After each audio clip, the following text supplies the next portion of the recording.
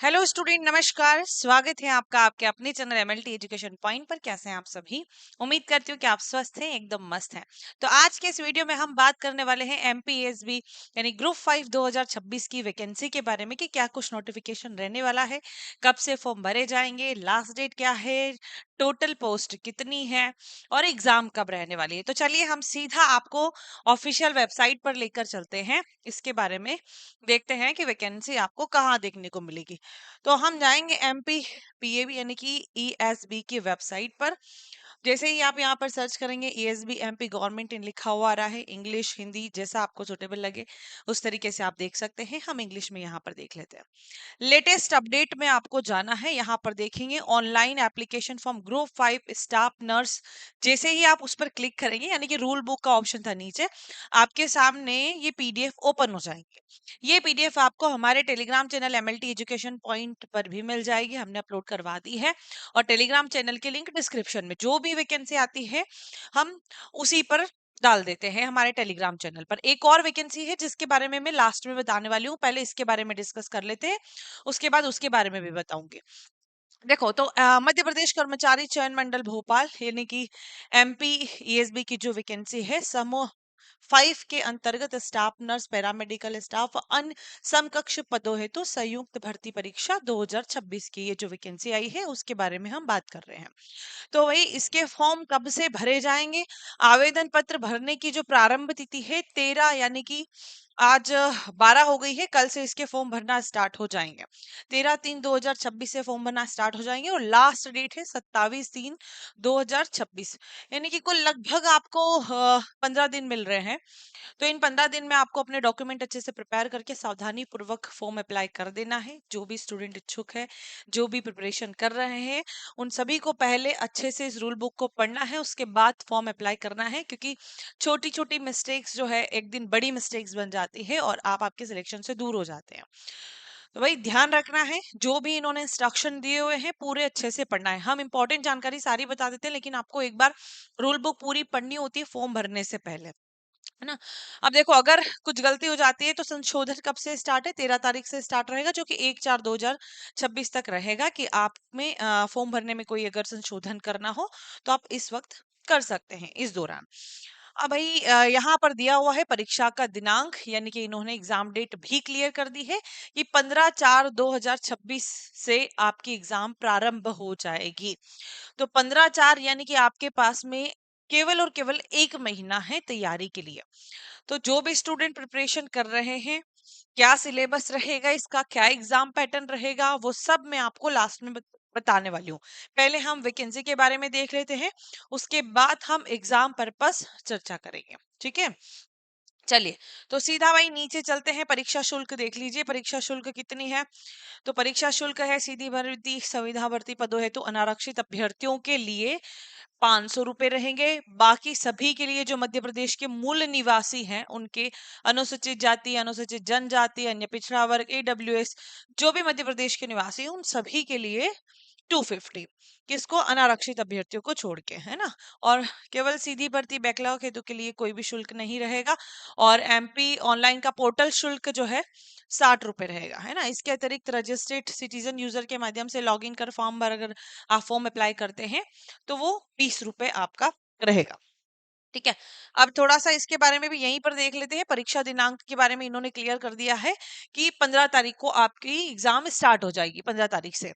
तो 2 शिफ्ट में एग्जाम हो सकती है, फर्स्ट और सेकंड शिफ्ट। फर्स्ट शिफ्ट का रिपोर्टिंग टाइम इन्होंने 8 से 9 बजे का दिया हुआ है। सेकंड शिफ्ट का 1 से 2 बजे तक का रिपोर्टिंग टाइम रहेगा। उसके बाद जब आप हॉल में चले जाते हैं, एंट्री कर लेते हैं, आपके सिस्टम पर बैठ जाते हैं, तो सामने आपको कुछ इंस्ट्रक्शन देते हैं पढ़ने के लिए। वो इंस्ट्रक्शन पढ़ने का समय आपका 10 मिनट का रहेगा, 9:50 से 10 बजे तक, इधर 2:50 से 3 बजे तक। उसके बाद 10 बजे से, अगर मॉर्निंग शिफ्ट की हम बात करते हैं, तो 10 बजे से 12 बजे तक, यानी कि 2 घंटे कुल आपको दिए जाएंगे अपने पेपर सॉल्व करने के लिए। और इवनिंग शिफ्ट में देखें तो 3 से 5 बजे तक का समय आपको दिया जाएगा, यानी कि 2 घंटे आपको यहाँ पर भी मिलने वाले हैं। तो ये तो हो गई भाई थोड़ी सी एग्जाम की बात। आगे हम डायरेक्टली चलते हैं आपकी कि टोटल पोस्ट कितनी है।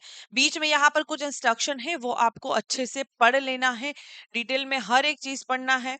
बहुत इंपॉर्टेंट है, छोटे छोटे पॉइंट से क्या है कि आप मिस्टेक कर देते हैं। तो सीधे हम पद पर चलते हैं कि कितने पद हैं। देखिए यहाँ पर आप देख सकते हैं कि टोटल पद जो हैं आपके, ये सारे दे रखे हैं इन्होंने, विदिशा में, छिंदवाड़ा में, जबलपुर में, इंदौर में, ग्वालियर, रतलाम और रीवा, ये यहाँ यहाँ पर पोस्ट है। देखो आप, dental technician, lab attendant, dresser, dissection hall attendant, technician assistant, technical assistants, ये सारी पोस्ट जो है विदिशा में है, जिसमें इन्होंने यहाँ पर पद संख्या बता रखी है। अनरिजर्व के लिए कितनी, ईडब्ल्यूएस के लिए कितनी, अजा के लिए, अजजा अपी, और कुल कितनी है, ये सारा डिटेल में मैं आपको बताने वाली हूँ, है ना। अभी इसके लिए थोड़ा सा आप वेट कर लीजिए, तो आपको समझ में आ जाएगा कि लैब टेक्नीशियन की कहाँ पर कितनी टोटल वैकेंसी है। ठीक है, तो ये ओवरऑल यहाँ पर हो गया, आपको समझ में आ गया होगा, है ना। तो सीधा मैं आपको वहीं पर लेकर चलती हूँ, उसके बाद हम यहाँ पर आएंगे। ये dental technician, lab attendant details यहाँ पर दी हुई है कि क्या आपका योग्यता इसमें रहेगा, पोस्ट वाइज इन्होंने दिया हुआ है। तो अब मैं आपको पोस्ट पर लेकर चलती हूँ ताकि आपको अच्छे से समझ में आ जाए, है ना। चलिए देखिए यहाँ पर हम बात कर रहे हैं केवल और केवल लैब टेक्नीशियन की जो वैकेंसी है, या लेबोरेटरी असिस्टेंट की जो वैकेंसी है, या टेक्नीशियल असिस्टेंट की जो वैकेंसी इन्होंने दी हुई है, जिसमें योग्यता आपकी सेम मांगी गई है, उनके बारे में हम बात कर रहे हैं, और सिलेबस सेम दिया हुआ है। तो टोटल पोस्ट आपकी है 27, जिसमें technician, technical assistant, technician assistant, ये सब आ जाते हैं। तो टोटल पोस्ट 27 है, उसमें से विदिशा में कितनी पोस्ट है अगर हम देखें तो विदिशा में देखो, टेक्नीशियन असिस्टेंट की टोटल 5 पोस्ट है, और टेक्निकल असिस्टेंट की इन्होंने एक पोस्ट दी हुई है। तो इसमें आप कैटेगरी वाइज देख सकते हैं यहाँ पर, है ना। अनरिजर्व्ड की एक है, एसटी की 2 है, और ओबीसी की 2 है, और टेक्निकल असिस्टेंट में एक पोस्ट है, वो ओबीसी की है। ऐसे आप देखेंगे टोटल 6 पोस्ट है ना। पाड़ा में कितनी, टोटल 10 पोस्ट है। यहाँ पर आप देख सकते हैं जैसे कि टेक्नीशियन की कितनी, 2 है, एक अनरिजर्व्ड में है और एक ईडब्ल्यूएस में, ओबीसी में नहीं है। टेक्नीशियन में आप देखेंगे तो 6 पोस्ट है, 3 एसटी की है और 3 ओबीसी की पोस्ट है, तो टोटल 6 पोस्ट है। टेक्नीशियन असिस्टेंट में 2 पोस्ट है, और ये दोनों पोस्ट जो है किसकी है, ओबीसी की है। ठीक है, दोनों पोस्ट ओबीसी की आपको देखने को मिलेगी। अब यहाँ पर हम बात करें रतलाम की, तो रतलाम में टोटल 9 पोस्ट है, जिसमें लैब टेक्नीशियन की आप देख सकते हैं 2 पोस्ट है, एक एससी की और एक एसटी की। टेक्निकल असिस्टेंट में देखिए 6 पोस्ट है, जिसमें अनरिजर्व्ड की 2 है, एसटी की 1 है, ओबीसी की 2 है और एक ईडब्ल्यूएस की। और टेक्नीशियन असिस्टेंट में एक पोस्ट है जो कि अनरिजर्व्ड में है। रीवा में कितनी है, लेब असिस्टेंट की 2 पोस्ट है जो कि अनरिजर्व्ड की पोस्ट है। तो उम्मीद के अनुसार अगर हम देखें तो पोस्ट काफी कम है, लेकिन हो सकता है कि देखो सरकार ये सोच के बैठी है, बहुत बार ऐसा होता है ना कि भाई चुनाव आएंगे तब हम वैकेंसी निकालेंगे। तो अभी जितनी भी पोस्ट आई है उन पर आप फॉर्म अप्लाई कीजिए, आपको एक सीट के लिए भी लड़ना है, हालांकि वैकेंसी बहुत कम है। मुझे भी बहुत दुख हुआ वैकेंसी देख करके, ये तो बहुत कम पोस्ट है। 27 पोस्ट, जैसे कि इन्होंने 800 समथिंग पोस्ट बताई थी जब न्यूज आई थी इसकी, जो मैंने आपके साथ में शेयर भी करी थी, तो उसके रिगार्डिंग हम देखें तो काफी कम पद आए हैं। लेकिन आपको डिमोटिवेट नहीं होना है, लगातार अपनी प्रिपरेशन जारी रखें, हो सकता है कि फिर से एक बार और वैकेंसी आए। तो ये टोटल पोस्ट है जिसके बारे में मैंने यहाँ पर आपको बता दिया है। तो अगर आप उधर देखते हैं तो यही सारी चीजें हैं, है ना। उधर कैटेगरी वाइज इस तरीके से डिवाइड किया हुआ है। अब जैसे मैं आपको एक बता देती हूँ कोई सा भी कैटेगरी वाइज, या फिर हम जैसे छिंदवाड़ा में, या फिर ये कौन सा है भाई, ये वाला ही देख लेते हैं, विदिशा का, है ना। विदिशा का जो है, इसमें टेक्नीशियन असिस्टेंट की या टेक्निकल असिस्टेंट की हम बात करें, जो कि अभी हम ही देख के आए हैं कि जिसमें 6 पद हैं विदिशा में, 5 पद आपके टेक्नीशियन असिस्टेंट के हैं और एक जो है टेक्निकल असिस्टेंट का है। तो यहाँ पर जो मैंने कैटेगरी वाइज आपको बताया है वही टोटल यहाँ पर दिया हुआ है।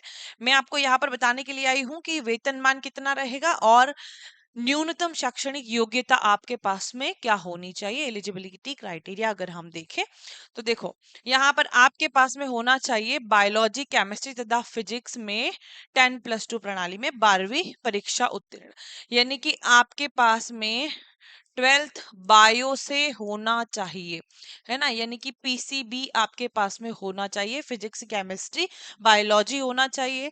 अगर पीसीएम है तो आप इसमें अप्लाई नहीं कर सकते, है ना, इस बात को ध्यान रखना।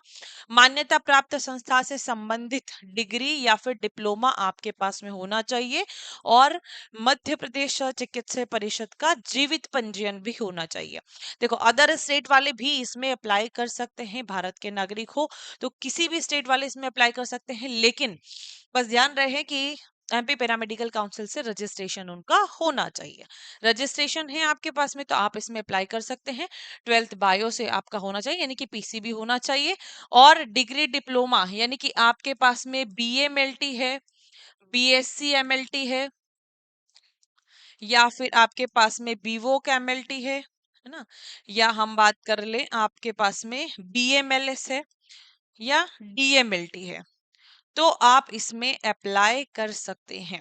इन्होंने लिखा है मान्यता प्राप्त संस्था से संबंधित विषय में डिग्री डिप्लोमा आपके पास में होना चाहिए। इनमें से आपके पास में कुछ भी है तो आप इसमें एलिजिबल हैं, अप्लाई कर सकते हैं।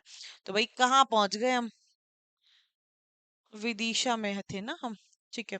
तो ये आपके पास में होना चाहिए, तब जाके आप टेक्निकल असिस्टेंट और टेक्नीशियन असिस्टेंट में फॉर्म अप्लाई कर पाएंगे, राइट।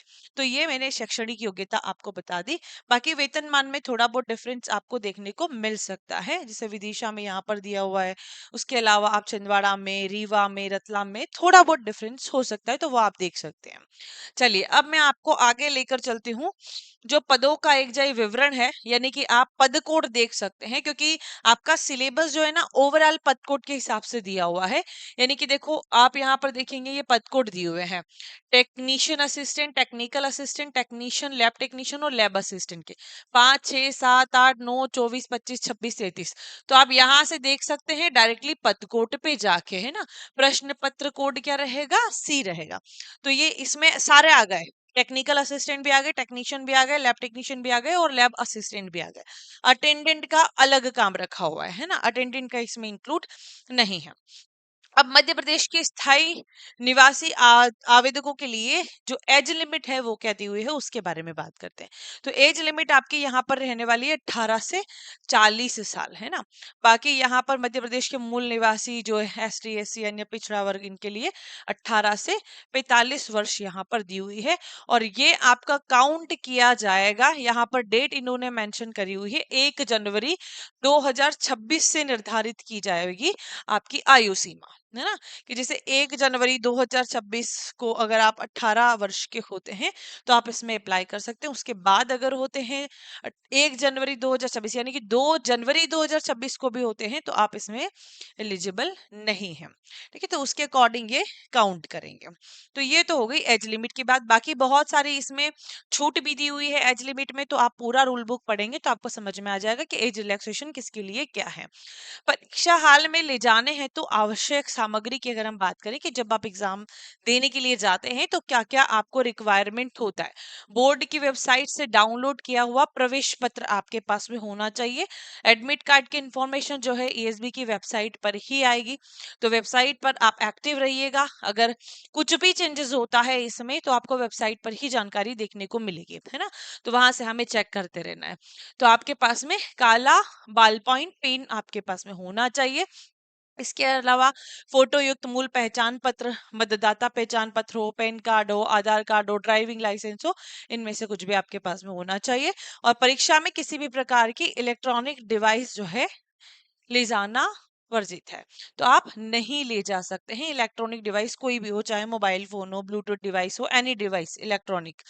प्रवेश पत्र प्राप्त करने की प्रक्रिया वही चीज जो मैंने आपको बताई है कि ये आपको वेबसाइट पर देखने को मिलेगी, तो इस वेबसाइट पर जाकर आप देख सकते हैं।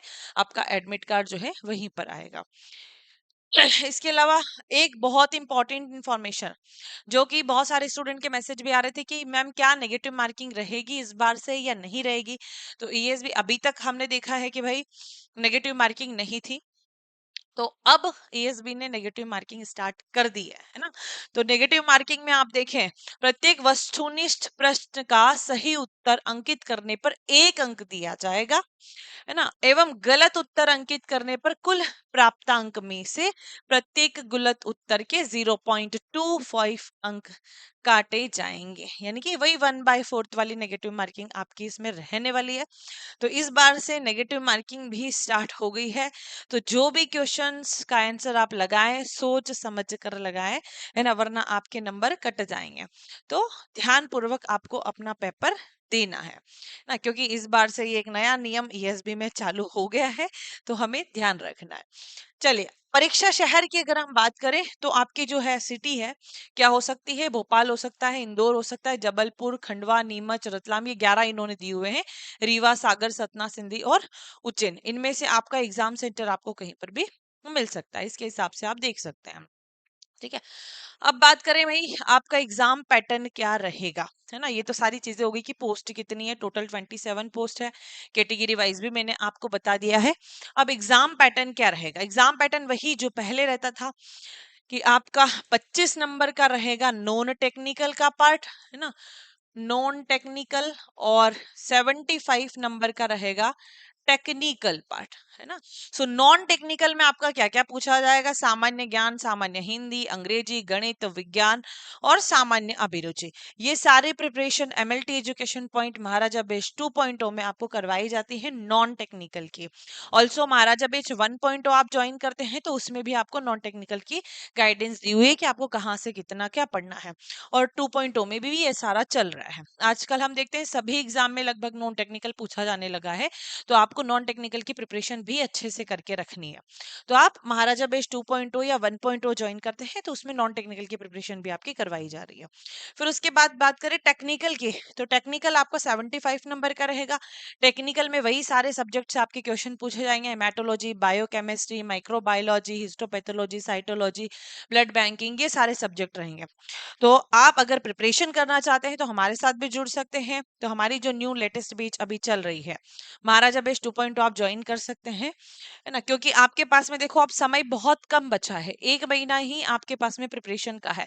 तो बस मैं यही कहना चाहूंगी कि देखो अब एक्स्ट्रा बर्डन आपको नहीं लेना है, बहुत ज्यादा आपको कंटेंट इकट्ठा करके अब नहीं पढ़ना है, क्योंकि 1 महीना है, इसमें पुराना जो आपने पढ़ा है उसको रिवाइज करना है, और जो इंपॉर्टेंट टॉपिक छूट गए हैं जो आपने नहीं पढ़े हैं उनको आप एक बार रिवाइज कर लो, है ना, उनको एक बार देख लो।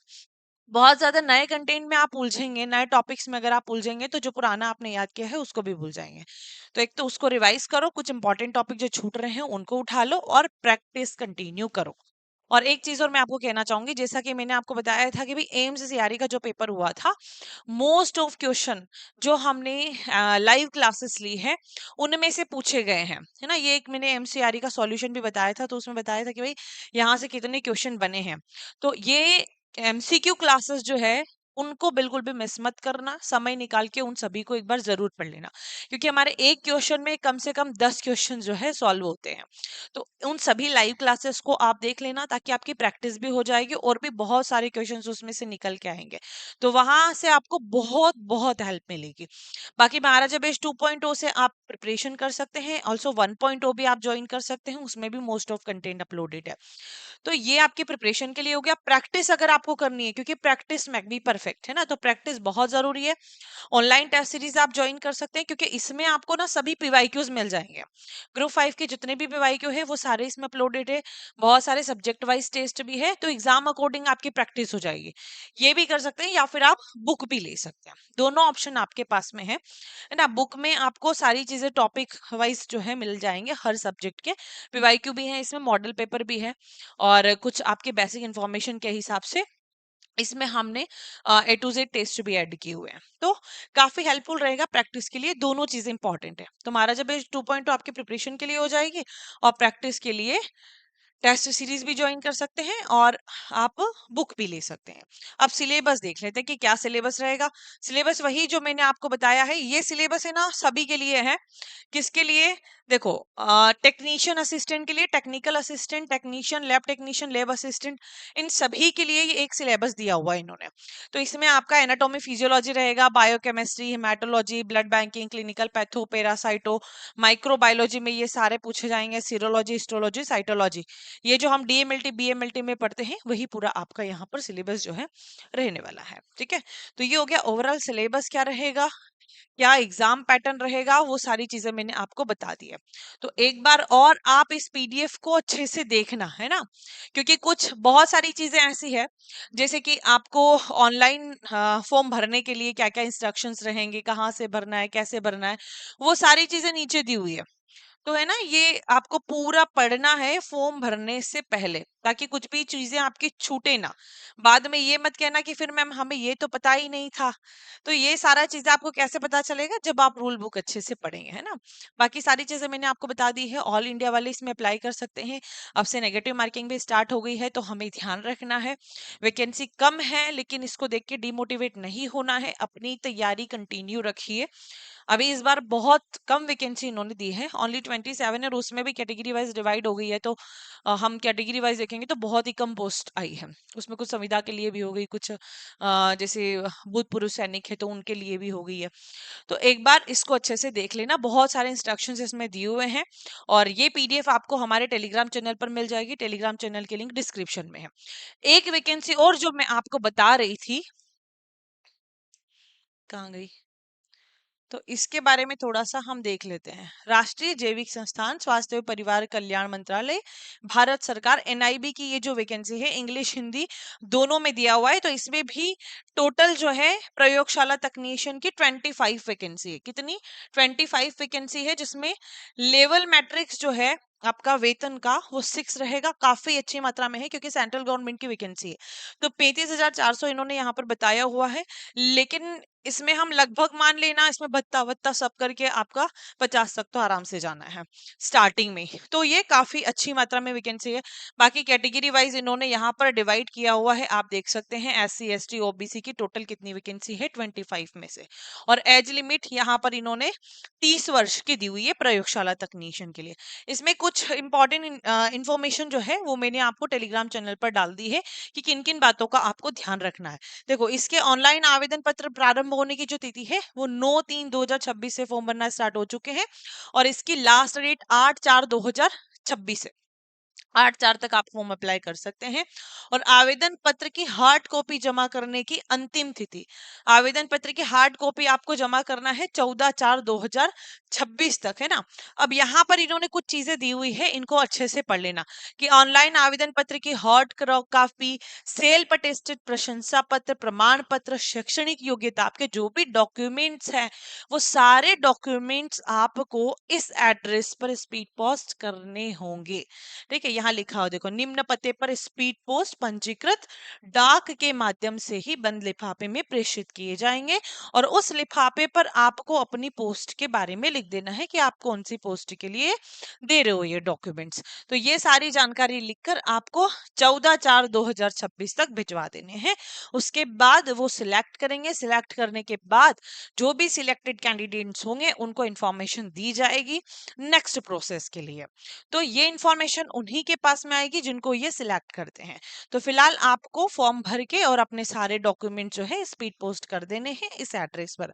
सेंट्रल गवर्नमेंट की वैकेंसी है, बहुत ही अच्छी है, तो आपको पूरी तरीके से प्रिपेयर रहना है इंटरव्यू के लिए, जो भी ये प्रक्रिया आगे की करते हैं उसके लिए। ठीक है, तो शैक्षणिक योग्यता यहाँ पर दी हुई है, कि क्या आपके पास में होना चाहिए। आप डॉक्यूमेंट भेजते हैं इसके लिए, तो हम लेबोरेटरी टेक्नीशियन यानी कि प्रयोगशाला तकनीशियन की बात कर रहे हैं। तो देखो, किसी मान्यता प्राप्त विश्वविद्यालय से जीव विज्ञान में स्नातक डिग्री, जिसमें जीव विज्ञान और रसायन विज्ञान विषय हो, या फिर बीएससी माइक्रोबायोलॉजी, या बीएससी बायोटेक्नोलॉजी, या बीएससी बायोकेमिस्ट्री, या बीएससी मॉलिक्यूलर बायोलॉजी, और किसी मान्यता प्राप्त विश्वविद्यालय या संस्थान से चिकित्सा प्रयोगशाला प्रौद्योगिकी यानी कि मेडिकल लेबोरेटरी टेक्नोलॉजी में डिप्लोमा आपने किया है।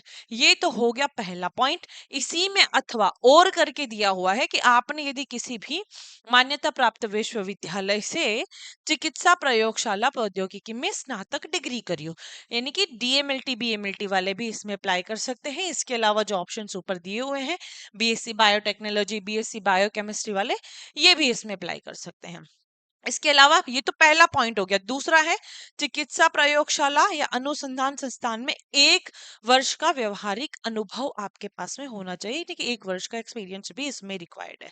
तो आपका एक्सपीरियंस सर्टिफिकेट्स, आपके कॉलेज के सर्टिफिकेट्स वगैरह, ये सारे आपको एनवेलप में करके स्पीड पोस्ट करने रहेंगे। उसके बाद फिर ये आप तक इंफॉर्मेशन पहुंचाएंगे अगर आप सेलेक्ट होते हैं तो ये 2 वैकेंसी थी जिसके बारे में आज के इस वीडियो में हमने बात करी। अगर आपका कोई भी सवाल रहता है इससे रिगार्डिंग, तो आप हमें मैसेज करके पूछ सकते हैं, आप हमें कमेंट कर सकते हैं। और आपको बैच से रिलेटेड कोई भी इंफॉर्मेशन चाहिए तो आप हमारे व्हाट्सएप नंबर पर संपर्क कर सकते हैं। व्हाट्सएप नंबर मैं आपको बता देती हूँ, है ना, एक बार सारे में आपको बता देती हूँ कि कहाँ कहाँ से, 1 मिनट भाई, आप हमारे साथ जुड़ सकते हैं। तो ये टेलीग्राम चैनल की लिंक तो आपको मिल ही जाएगी डिस्क्रिप्शन में। बाकी सबकी लिंक जैसे इंस्टाग्राम की, एमएलटी एजुकेशन पॉइंट एप्लीकेशन की, क्योंकि सारे कोर्सेज एप्लीकेशन पर देखने को मिलेंगे, है ना। और ये हमारे व्हाट्सएप नंबर है, अगर आपको कोई भी इन्फॉर्मेशन चाहिए तो इन पर मैसेज कर सकते हैं। iOS यूजर बैच ज्वाइन करने से पहले हमें व्हाट्सएप नंबर पर मैसेज करें, उसके बाद में वो भी कर सकते हैं, ठीक है। तो बेस्ट ऑफ लक, अच्छे से आप अपनी प्रिपरेशन स्टार्ट कर दीजिए। आपके पास में 1 महीना है, डिमोटिवेट ना हो। वैकेंसी हालांकि बहुत कम है, लेकिन आगे आपके पास में आपको और भी बहुत सारे स्कोप्स मिलेंगे, इसलिए आप प्रिपरेशन अपनी कंटिन्यू रखिए। और भी बहुत सारी वैकेंसी आने वाली है। तो मिलते हैं अगले वीडियो के साथ। Thank you.